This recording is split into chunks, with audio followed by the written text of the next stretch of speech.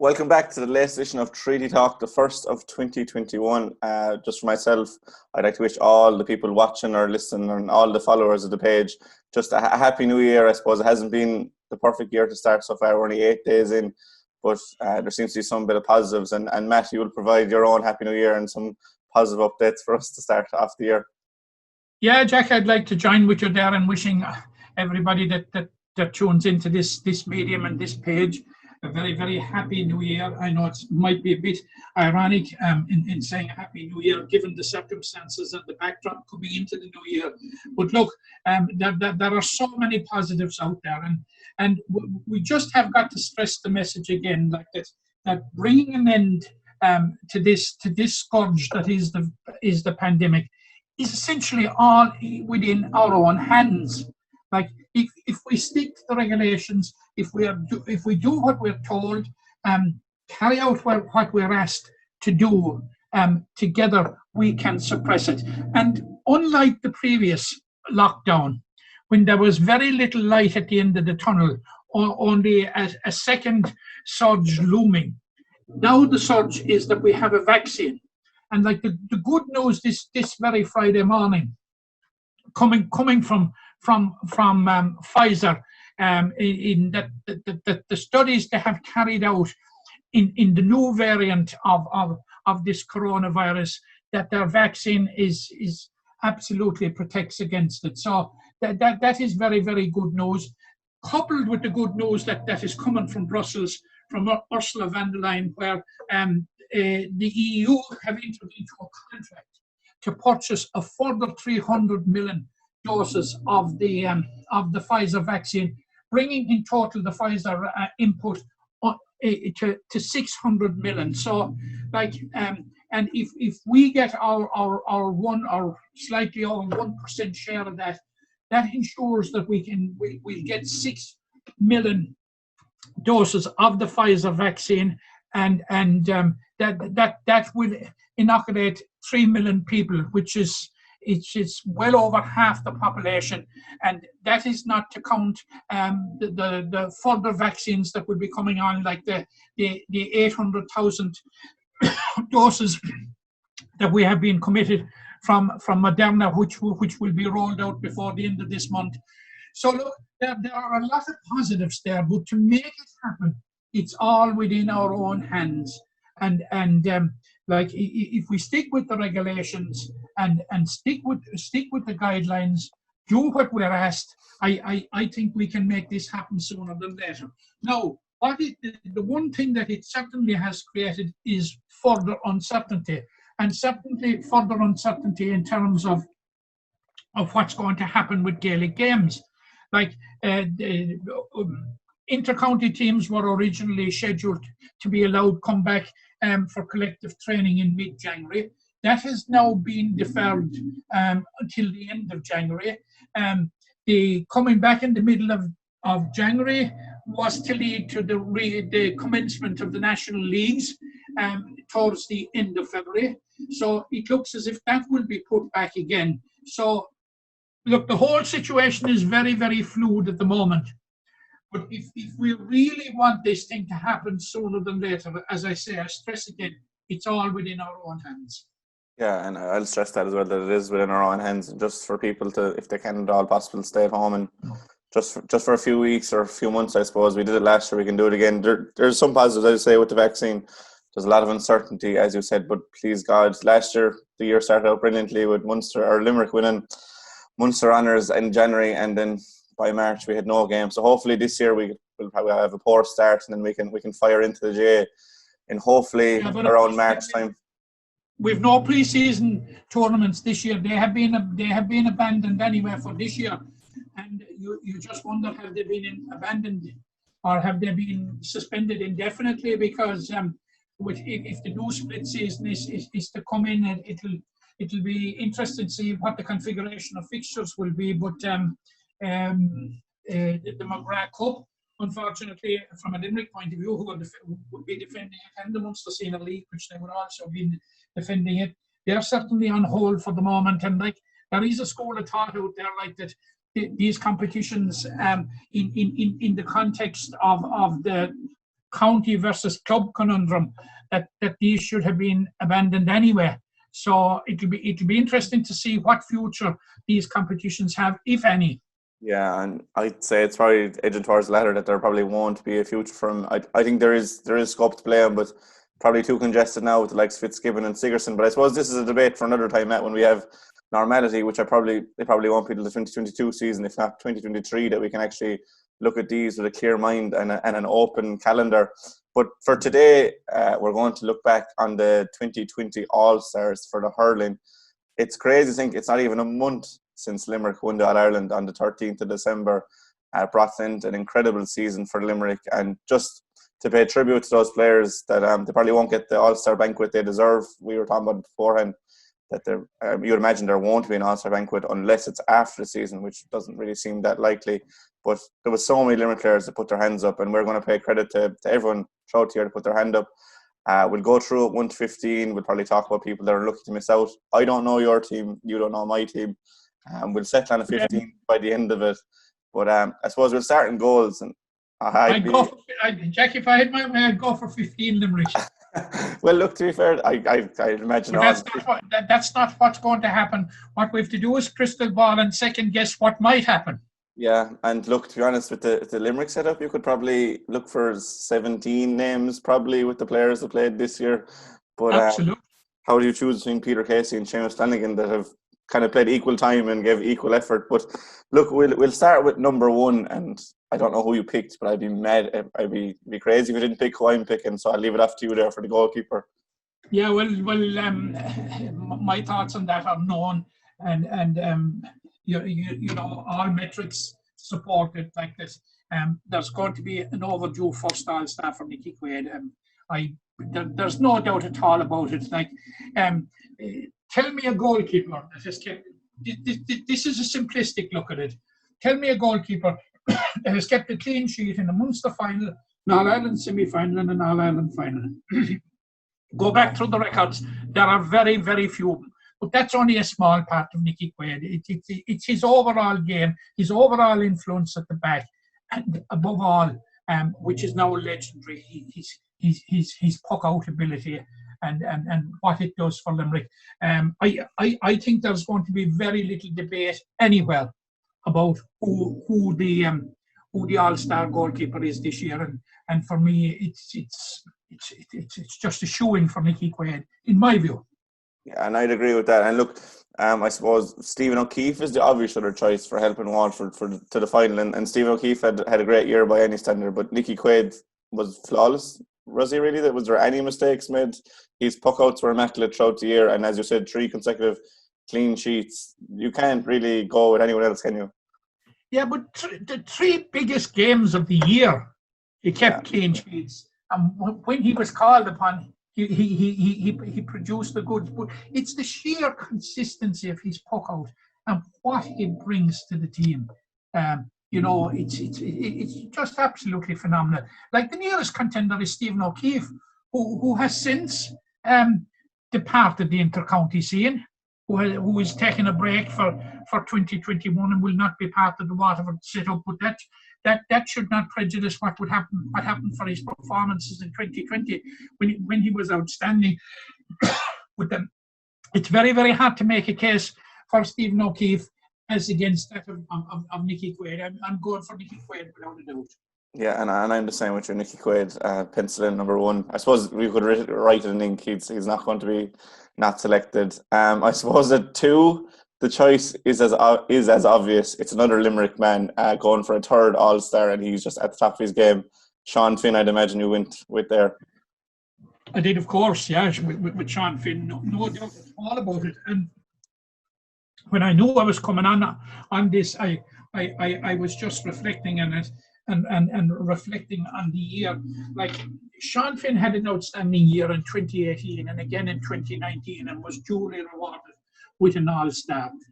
I think he exceeded those performances, if anything, in 2020. He was absolutely outstanding.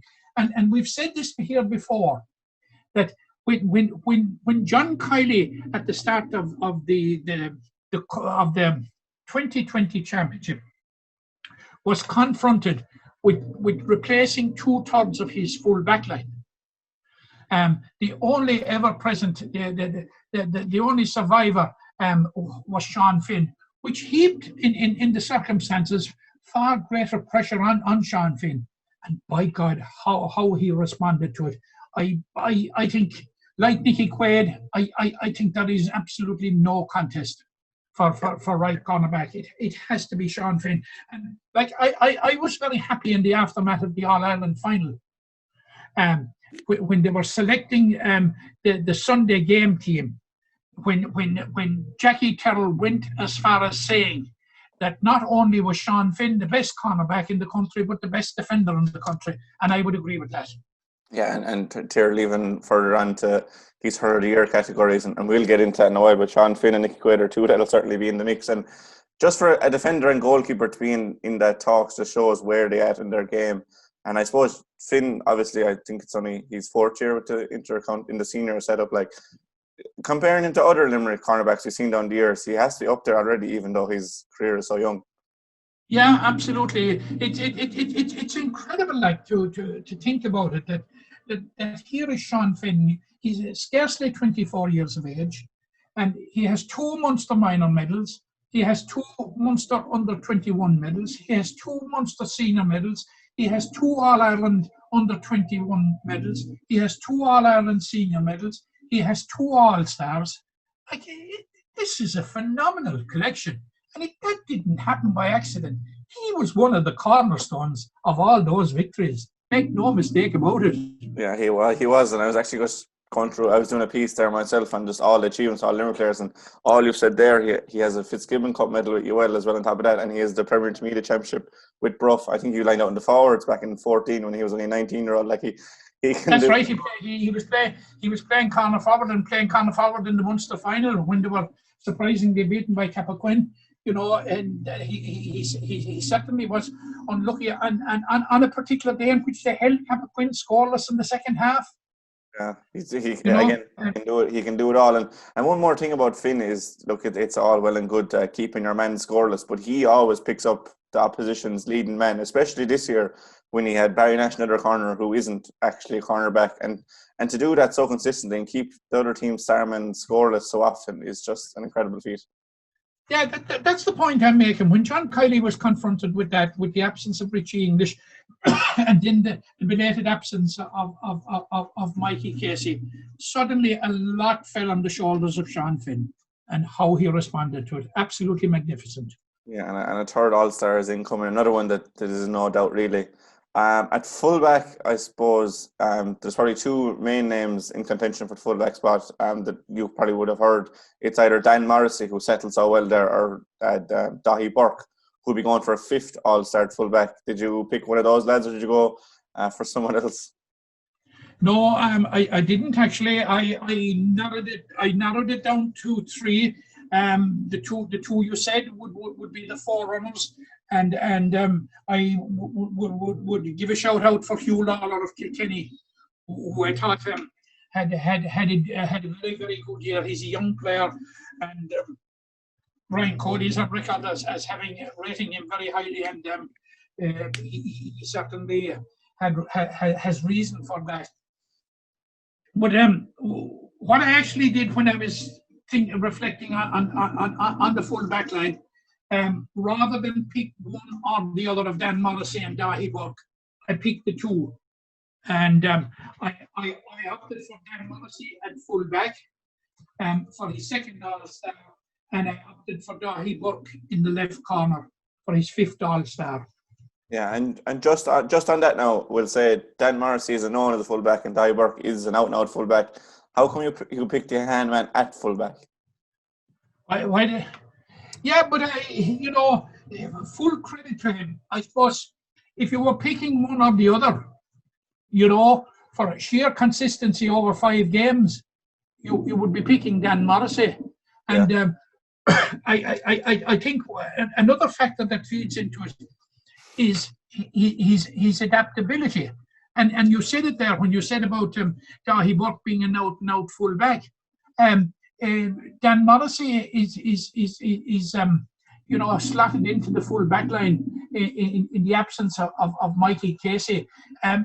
It could be a bit stretching it a bit to say that he's a converted fullback, because he played a few games there in the past, but it certainly wasn't his regular position. And to come from a wing back position and go in full back and turn on the consistency of performances, the sheer consistency of the performances of Dan Morrissey during 2020 was absolutely incredible. Even John Kiley, Paul Kinnerk, and the Limerick management team, the way he dovetailed in there must have been beyond their wildest dreams. But it comes down to it. Dan Morrissey is a very, very good hurler. And you find with very, very good hurlers that they are adaptable and that they have the versatility. And he certainly, he dovetailed beautifully. He slotted in seamlessly into fullback right from the get-go. Yeah, exactly right from the get-go. And the word I kind of use for Dan Morrissey back there is colossal. He's just a huge man. There's no getting past him. He's brilliant in the air. And I'd also pick him at fullback ahead of Dahi Burke, who's out, as I said, now at fullback. Just a few words on Burke there, going for a 5th All-Star. It's a brilliant achievement for him. And I suppose he missed the first game, which is a further incentive or a further thing that you could go against him. But you'd have to slot him in there in the team somewhere, Dahi Burke. Look, you could not pick an all-star full back line in my view without picking Dahi Burke. I think he was absolutely outstanding. And of course, we seem to forget that Dahi Burke is an outstanding dual player, and probably would be a dual player with Galway. If he's one of the bedrocks of Corofin, that great Corofin side. So. Full credit to Dahi Burke, the way he was able to, come in, as you said, miss the first game, but was absolutely outstanding, was absolutely totally consistent. Yeah, he was brilliant. And I suppose that's our full back line, Finn, Morrissey, Dahi Burke, and there's no disagreements there. But there is players that have missed out, and you mentioned Conor Prunty. Another one I want to just put to you is Barry Nash, who's another player that's converted. And I know Dan Morrissey came from half-back to full-back, and Barry Nash's journey is half-back to cornerback. But he started his career as a forward, and his transformation back there was incredible this year. Yeah, we have discussed that at length this year about the absolute transformation in Barry Nash and the seamless transition from a very, very exciting forward to being an absolutely outstanding defender. First of all, it was a progressive thing, progressive backwards, if I could use the word, and I mean that from the forward line back to the half back line, back to the full back line. And I had no doubt when John Kiley and his management team were confronted with that dilemma of having to replace the two by Casey and Richie English, that certainly, and with Aaron Costello out injured at the time, that Barry Nash was the obvious choice for it. And Barry Nash, the way he adapted into that position was probably struggled for the first 10 or 15 minutes against Clare, but after that didn't put a foot wrong. Yeah. And a guy is entitled to that when he's in unaccustomed environments. Absolutely, it was a flawless display throughout by Barry Nash. But he gives you a sense, and we don't want to be harping on it about the quality and the depth of the squad that Limerick have. That we can talk in terms that we've been spoken about, the three lads. I'd like to think that Mikey Casey and Richie English are waiting on the wings. Then you have young Jerome Boylan, it's. Yeah, it's a good headache for John Kiley to have, definitely, with that defensive line, and I suppose we move into the wing backs. At number 5, for me personally, there was two people, real main contenders at the end. There was one I had to choose for. Who did you pick at 5? I picked Dermot Burns. Yeah, I'd agree with you there. He was excellent all year, and I think he was excellent all year. Played 5 games, was the epitome of consistency. throughout the year. I gave thought, and I'd have to say it was fleeting thought, to Callum Lyons. He had a couple of good games, but for sheer consistency and for contribution to the team, Dermot Burns was absolutely, it was an incredible year for Dermot Burns. He was, and Dermot Burns now will be the first player on the team so far that'll be getting his first All-Star, and I'd imagine he will be. He was just the scoring threat he brings from the half-back line. Did he score, was it 13 or 14 points he scored throughout the year, like different levels? It's a different, absolutely different level, and there was one particular incident that stands out during the year. I think it was in the Munster final, when the game was on the knife edge. Yeah. He stepped up to a long distance free out in the left and popped it straight over the bar. That's the sign of a man on the top of his game, on the top of his form, full of confidence. And basically, all Dermot Burns did this year, I suppose, is further fulfill the real promise that he showed back in 2015 when he was an outstanding under 21 player. But his sheer consistency, and you must remember that in 2018, that Dermot Burns was one of the people that was very, very, very unlucky not to have got an All-Star. And I think his day has come now. Yeah, I was just about to say that. I remember in 18, Declan Hannon was a shoe-in centre-back, and Pádraig Mannion was a Hurler of the Year contender, so it was between himself and Dan Morrissey for the wing-back position. And you wouldn't begrudge either players that got it. Dan Morrissey got it that day. He looks like he'll get a second one, but Dermot Burns will finally be rewarded with his first All-Star, and it's well overdue again for the Patchwell man, who's been a pillar of consistency for Limerick over the last 3 or 4 years since that under-21 victory. At centre back again, I'd imagine we'll have a consensus. And I didn't pick for a Limerick man this year. I thought Declan Hannon was very good throughout the year. I don't think he put many foots wrong, if any at all. Scored an excellent point in the final. But I just think Tadhg de Búrca was immense for Waterford.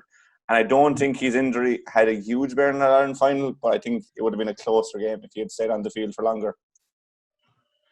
Yeah, I agree with you. I went with Tadhg de Búrca. But I have to say that it was a very, very tight call with Declan Hannon. I thought Declan Hannon was so consistent throughout the year, and the leadership that Declan Hannon brings on the field, and I think what graphically shows the leadership and the importance of Declan Hannon to the team is in the game we lost against Kilkenny by a point. I have no doubt had Declan Hannon been on the field, he certainly would have, as captain, would have conjured up something that we would have got back on terms and probably gone ahead and won the game. I thought Declan Hannon makes hurling look a beautiful game. I'm saying that all the time. He makes some of the most skillful acts of the game look routine. He's so good at them, and it's a very, very tight call. But de Búrca was absolutely outstanding. And when we were talking in this medium in the past, we singled out, when we were trying to single out, particularly in the run-up to the All-Ireland final, when we were trying to single out as to why Waterford were in the final now, not having won 2 games and not having won a game in the past 2 years. One of the reasons was the return of Tadhg de Búrca and the return of form of Tadhg de Búrca and Jamie Barron and Austin Gleeson. And I know we'll be talking about those later, but certainly I'm going for Tadhg de Búrca. If you want to look beyond it, you'll probably give a look at Cillian Buckley of Kilkenny again. Perhaps you would give a look at Garrod McInerney of Galway. Probably Matthew O'Hanlon of Wexford. But they would be down the pecking order. The 2 standout performers were de Búrca and Hannon, and I just, in my view, de Búrca just shades it. Yeah, I'd probably give it. I did think about Declan Hannon. I think Declan Hannon is so crucial to a Limerick play, but I just thought Tadhg de Búrca reached a level against Cork in the Munster quarter-final and never really let up for the rest of the year.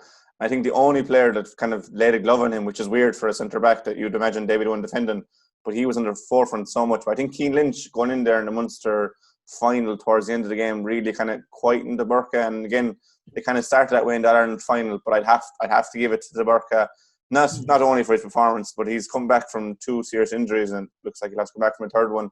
But I think he deserves the nod there at 6. And at the same time, wish him the very best of luck, that that he will recover from this from his latest injury, because he's a loss to Waterford.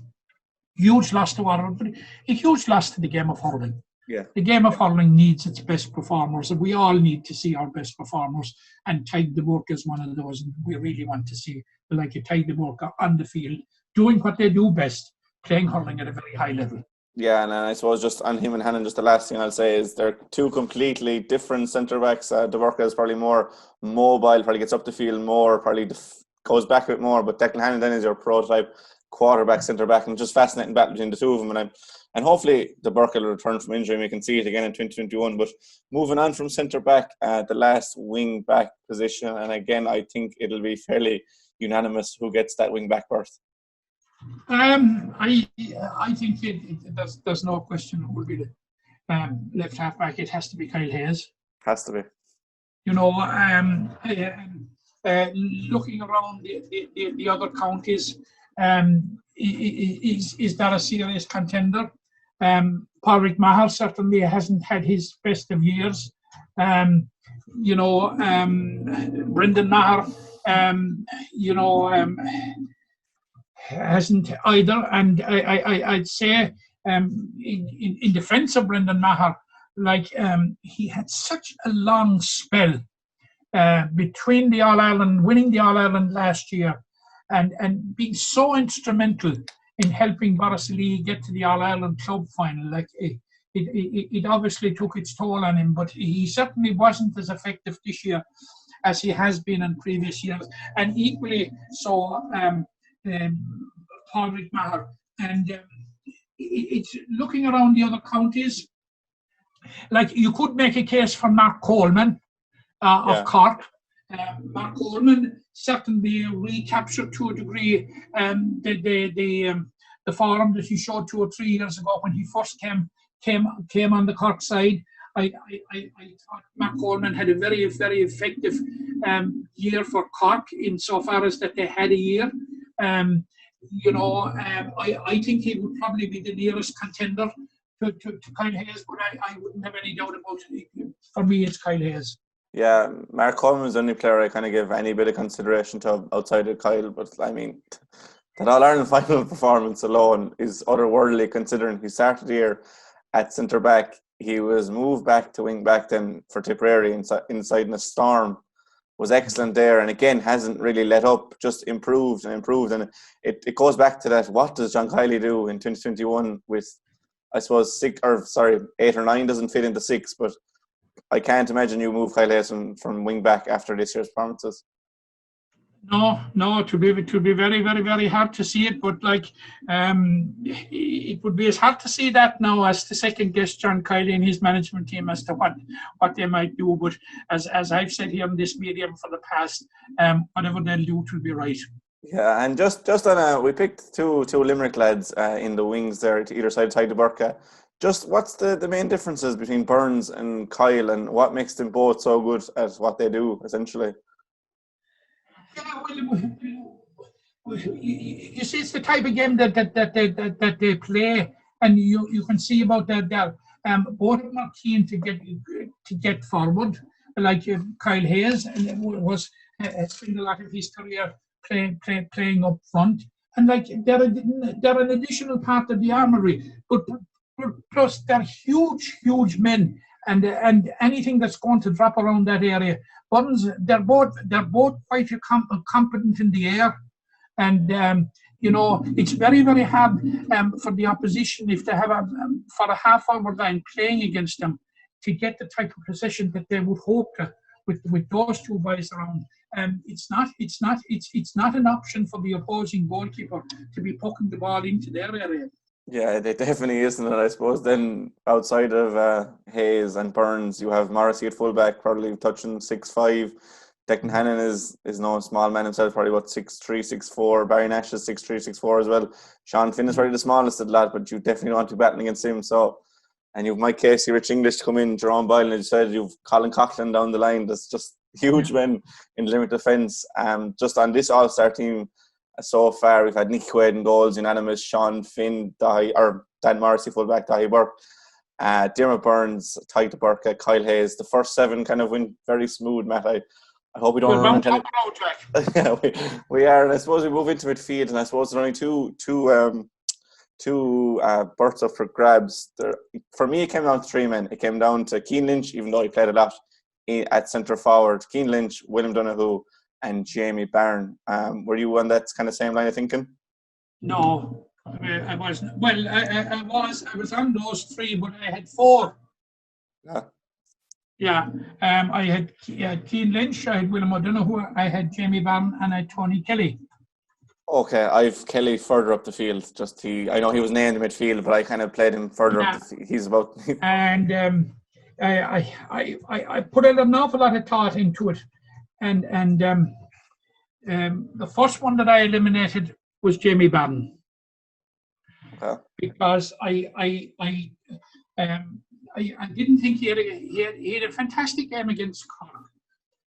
He had a fantastic game against Clare and against Kilkenny, but I found both days against Limerick. And I suppose that's one of the reasons why we're naming the 2 Limerick players with him, is that he was certainly not as effective on those 2 days, and they were the 2 days that silverware was on the stand to be picked up after the game, which is the Munster final and the All-Ireland final. Yeah, true. And after that, it was very, very tight, but I think it's very, very difficult to overlook the claims of William O'Donoghue. We spoke about Dermot Burns, and we spoke about the consistency, and the sheer consistency of William O'Donoghue throughout the year was absolutely fantastic. But in the end, I came down on the side of Cian Lynch and Tony Kelly as my midfield partnership. Okay, well, I originally went for Jamie Byrne and Cian Lynch. I just think I'll come to Jamie Byrne in a minute, because you kind of nearly changed my mind there with your spiel there. I think Cian Lynch does just, even when he's not in the game, he is, because he can come alive at any stage, and he can do it all. He can play midfield, he can play centre forward. He's hurler of the year, and I think, as I mentioned about the Burka, the impact he had on the Burka was immense in the Munster final for whatever time he had in him, and then at the start of the All-Ireland final, he played midfield a couple of games, and he just has the capability of doing anything, and he nearly finished off the most brilliant of goals in Croke Park that we've ever seen, only for a double Stephen O'Keefe save for himself and Hayes. But I just think Cian Lynch is kind of the fulcrum of the team, whereas Daghana is the quarterback. Cian Lynch makes everything tick in the forward line, even if he isn't visibly on show. He makes brilliant runs off the ball. So I thought Cian Lynch was a certainty. I went for Jamie Byrne originally. I just think in the 3 games outside of the Limerick games, he was immense for Waterford. As like Cian Lynch, a lot of the good things for Waterford come through Byrne. And I thought it was really tough to leave out Windonu. I thought he gave one of the best performances of the year against Tipperary. And I kind of let Jamie Byrne off the hook a small bit for his Limerick performances. But I suppose you probably turned me there, and if I had to choose now, I'd probably pick Lynch and O'Donoghue, and I'd probably put Kelly further up the field, because he probably did play up there a bit more. But look, we'll leave that. We'll see what the forward line is up for at the moment. But my midfield is Cian Lynch, O'Donoghue. Yours is Cian Lynch, Tony Kelly, with a nod then, I suppose, to O'Donoghue and Byrne as well. But we'll go into the forwards, and we can go back to the midfield then and settle. Big nod to William O'Donoghue. Well, you didn't pick O'Donoghue yet, so we'll just see if we can fit Kelly further up the field and bring in the Napierchik man. Moving into the half-forward line, I think it's fair to say that the 2 flanks are spoken for. With the half-forward line, yeah, there's no room for movement now. I think that's for the whole of the year. Yeah, and I suppose, look, it's going to be Grove Hegarty, it's going to be Tom Morrissey, and we can talk about them further down when we talk about Hurler of the Year, because they had their own little battle for that. So I'm going for Garrod Hegarty at 10, and I'm going for Tom Morrissey at 12. Yeah, no dispute. No debate. There's no debate there. There won't be a debate for the Hurler of the Year, or for the PwC All-Star Awards. At 11, I went for TJ Reid. I just think without him, Kilkenny wouldn't have won the Leinster final, even though it's Richie Hogan's genius probably brought him back into the game. But I think TJ Reid just does everything for Kilkenny, and I think they would be an above average side without Reid. I think he just does everything for them, so I had to put him in there. I'm in total agreement. Yeah, he's one of the greats. That's all you can say about TJ Reid. I'm in total agreement. What a half forward line, Garrod Hegarty, TJ Reid and Tom Morrissey. I think it picks itself. Yeah, and imagine you had, well, I suppose having Keane Lynch instead of TJ Reid that Limerick have is kind of a luxury for Limerick to have. But yeah, them three picked themselves into the full forward line. I suppose you name your full forward line, I'll name mine, and we can go back and forth. Now, bear in mind that I went for Conor Whelan of Galway, Aaron Gillan of Limerick, and Stephen Bennett of Waterford. Okay, we're in agreement on two there. So we're just on Aaron Gillan. I had it named at the edge of the square, and I'd heard a lot of people saying that he had quiet games against Galway and Waterford, and he still probably picked up the bones of 20 points and probably 7 or 8 from play. So that's the indication that if Aaron Gillan is only scoring 2 or 3 from play, he's having a quiet game. Well, it's preposterous nonsense to be suggesting that Aaron Gillan has a quiet game. When does he have a quiet game? Exactly. Like if he's getting 2 or 3 points from play on day and he's deemed to have a quiet game, I'll take it all day. Yeah. You know, and and I have this thing about Aaron Gillan that I don't think that Aaron Gillan is getting the level of protection that he should, maybe in all cases. You know, and I think Aaron Gillan is a have to, and I would be placing him at full forward. Now, you could equally make a compelling argument for him at any one of the corner forwards, because he's equally adaptable there. You can put Aaron Gillan in any position in the full forward line if you wanted to accommodate a specialist. There's a shout out as well for Seamus Flanagan. Yeah. For while he was on the field, I thought one of the keys to Limerick again this year, and we've said it a number of times, has been the return to top form of Seamus Flanagan, where he recaptured his 2018 form, which is an absolutely huge boost for John Kiley and his men, and after that. Could you make a case for Richie Hogan? Don't know. Graham Mulcahy. Now, Graham Mulcahy had some very, very good games in the Munster Championship. Jason Ford, possibly. Make a case for him. Certainly, it wasn't Seamus Callan's best years, but one of his best years. This young lad, Burt from Dublin. You know, there's. There are a few there, but I think my 3 outstanding, and I would stick with them, would be Conor Whelan. Now, you could make a case for Austin Gleeson. He was named at full forward, and I suppose at the end of the day, when the 15 are known, if Austin Gleeson isn't among them, he will certainly be counted as one of the unlucky ones. Yeah. But I would stick with Conor Whelan at 13. Aaron Gillan at 14 and Stephen Bennett at 15. Yeah, I think Aaron Gillan is definitely a certainty at 14. And I suppose you mentioned there the other 3 Limerick lads, Casey, Flanagan and Mulcahy. I think that if you could take Peter Casey, who started the first 3 games, and Seamus Flanagan, that started the last 2, if you could take them 5 performances into one player, that's an all-star. But look, obviously you can't do that. I think Bennett as well. Peter Casey's interventions have been spectacular during the year.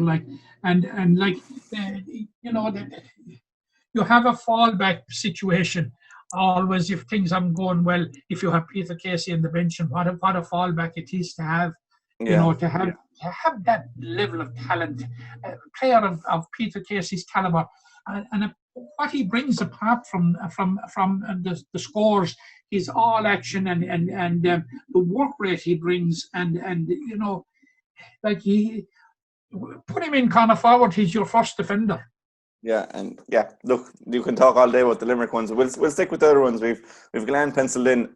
Stephen Bennett this year took up the mantle of the free taken in the absence of Pádraig Mahoney. I think he was good the first 3 games. I thought he was excellent then against Kilkenny. I think the Kilkenny game made him a shoe-in for an all-star. He was unbelievable at that. Absolutely, he was unbelievable that day. That certainly was his standout performance, and even not disregarding the great goal he got and all, like, but his overall performance that day was that was one for the ages, and I think he put his name beside an all-star that evening. I agree with you totally. So we're in agreement with Gallan and Bennett. I had Tony Kelly as my 15.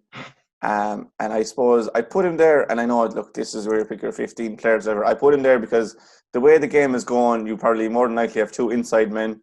That'll be my Bennett and Gallan, and then you let Tony Kelly roam free. And he did that to devastating effect. You've named Tony Kelly in midfield. Is there a compromise there that you could show in Tony Kelly ahead of Conor Whelan? I think Conor Whelan was excellent all year. And I think Brian Concannon and the other corner to Conor Whelan was excellent as well. But I think if Tony Kelly had managed to pull Clare through Watford in that quarter-final, he was Hurler of the Year candidate from his first 4 games, because they were different level altogether. No, the Glenroe man is not for changing. Margaret Thatcher or somebody said that the lady is not for changing. The Glenroe man is not for changing. I have put quite a bit of thought into it, and I thought kind of I think it would be and we haven't mentioned Joe Canning at all.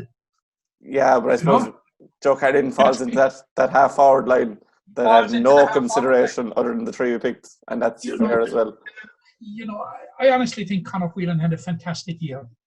Had he a better year than Tony Kelly? No. Could you not shoehorn Tony Kelly in corner then, where he kind of played a share of games? No. But Keane Lynch, then we'll go back to midfield. So Keane Lynch is you named at midfield, but he started 3 games at centre forward. Yeah, but he was playing around the middle third all the time,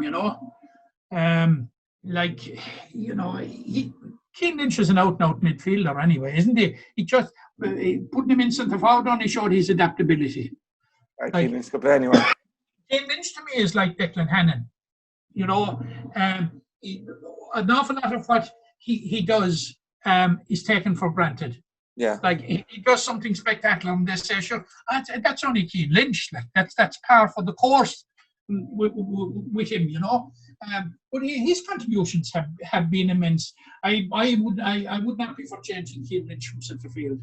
Okay, well I'd put Keane Lynch centre field as well, but I'd have Donoghue beside him now. Are you still sticking with Tony Kelly ahead of Donoghue? I'm sticking with Tony. A very, very reluctant one now. A very, very reluctant one. It was reluctant to me for Tadhg de Búrca over Declan Hannon. It's equally reluctant for me to put Tony Kelly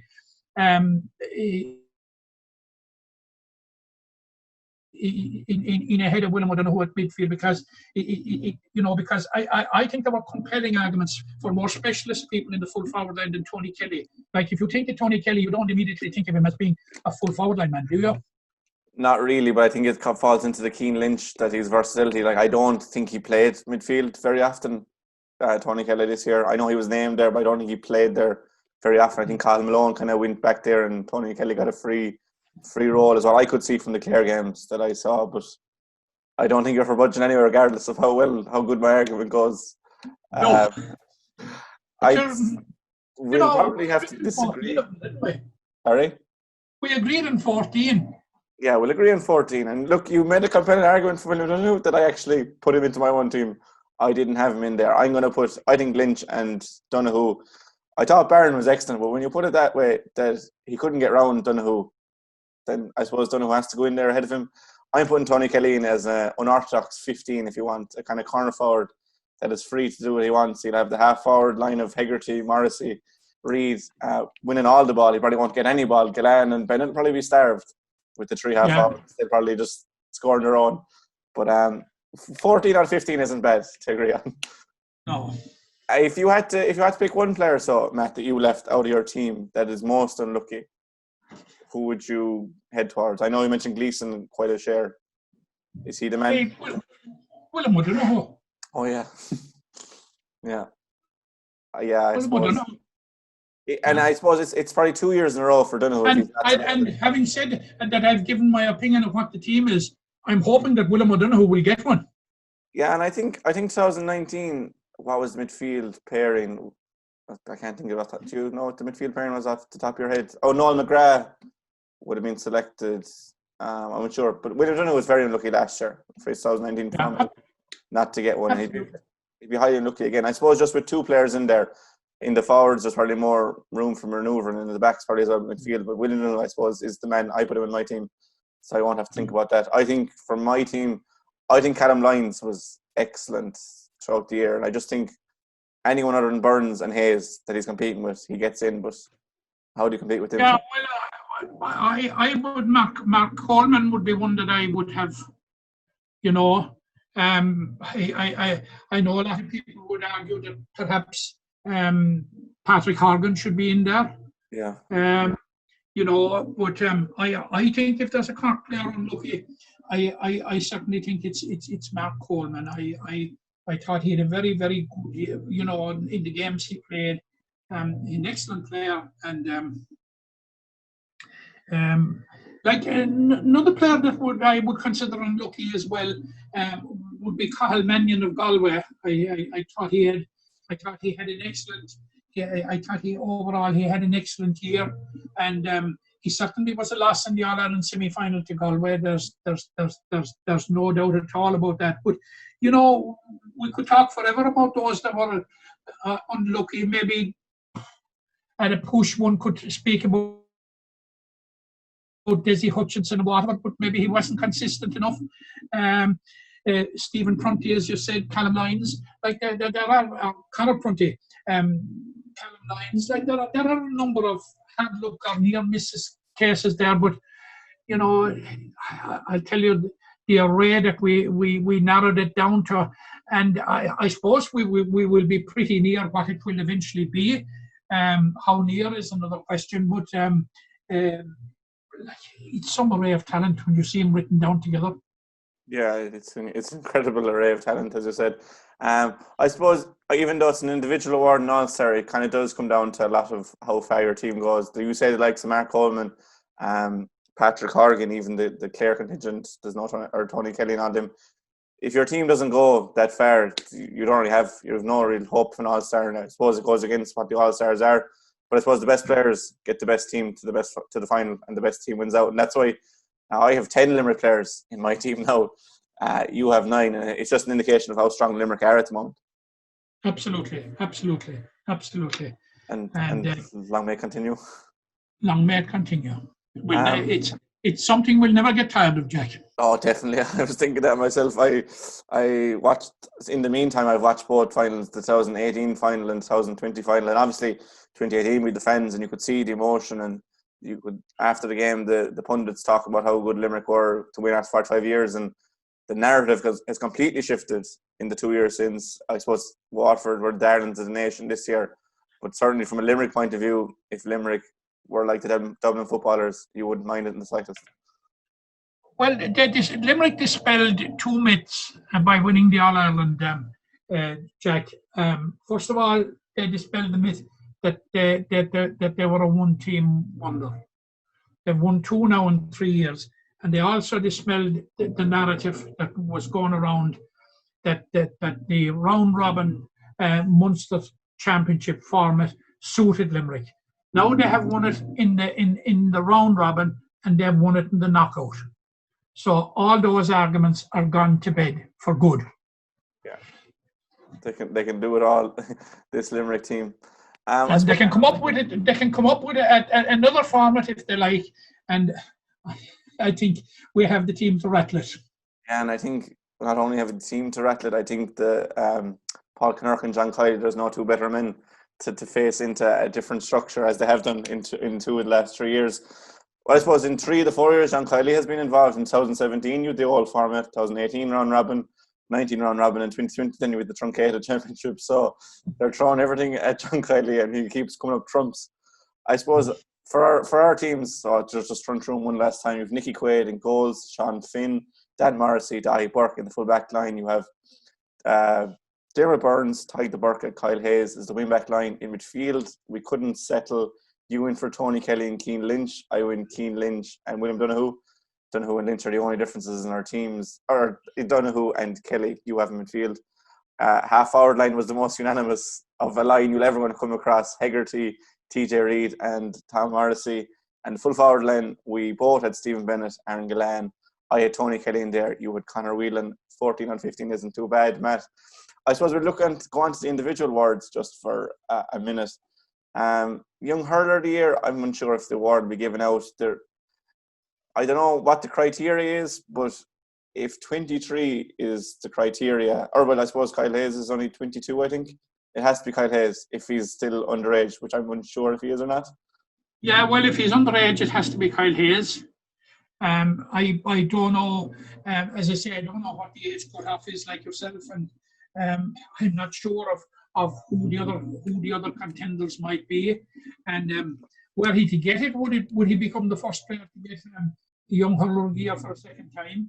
No, Owen Kelly, I think was it. Got it twice, did he? Was it 2000 and 2001? He got it twice in a row as well, so he has that in the bag. But Owen Kelly's the only other player to win it twice. But you'd imagine that would be one for Kyle Hayes. But who are the other contenders?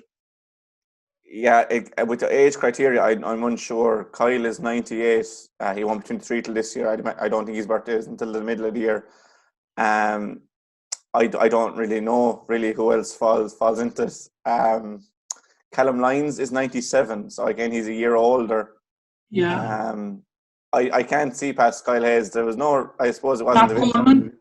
Mark Coleman is 97 as well. I think he's a year older. And I think if it comes down to it, look, Kyle is the youngest player by a distance on that All-Star team. If it comes down to it, he is the Young Hurler of the Year, and no one could begrudge him of a second one. And he was nominated last year as well. And if Limerick had got over Kilkenny and Adrian Mullen was gone from that final and Kyle was in the final, there's nothing to say that he wouldn't have won 3 in a row, which would have been incredible.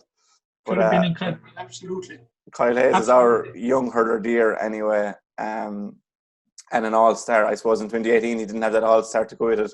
He just had his Young Hurler of the Year. He'll be happy out with that.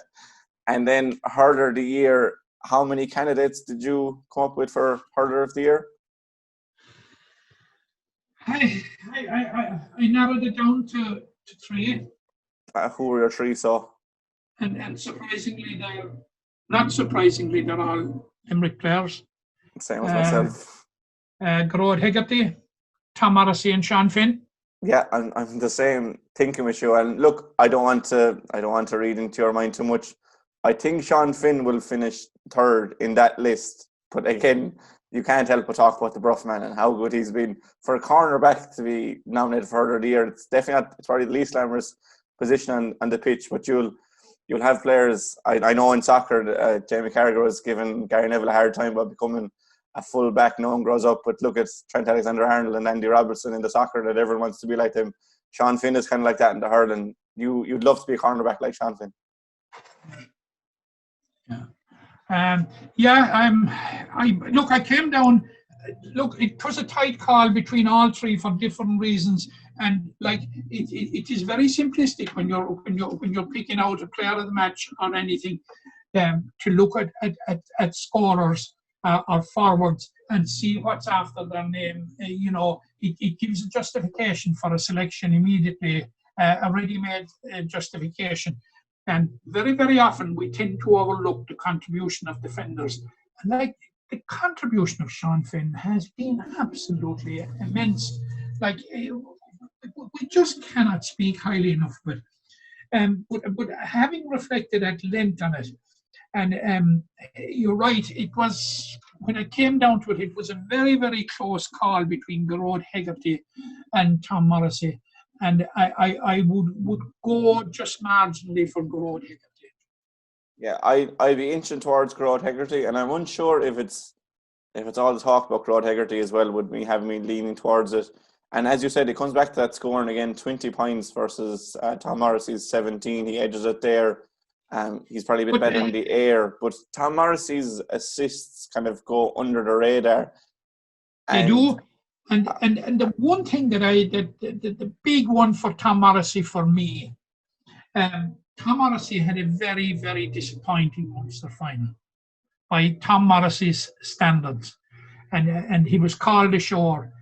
And the way he responded in the All-Ireland semi-final and final was simply incredible.